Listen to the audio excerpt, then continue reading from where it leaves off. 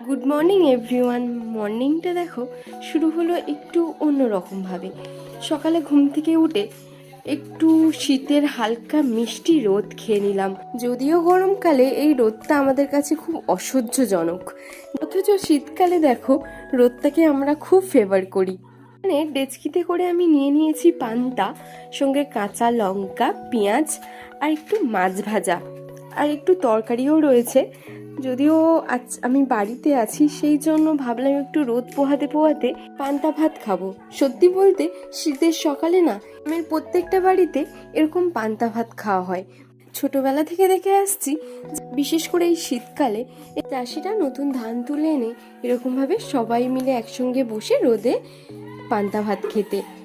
তোমরা কারা গ্রামে থাকো কমেন্টস করে জানিও। আর যদি মিনি ব্লগটা ভালো লাগে অবশ্যই একটা লাইক করো। দেখা হচ্ছে নেক্সট কোনো মিনি ব্লগে। ততক্ষণ সবাই ভালো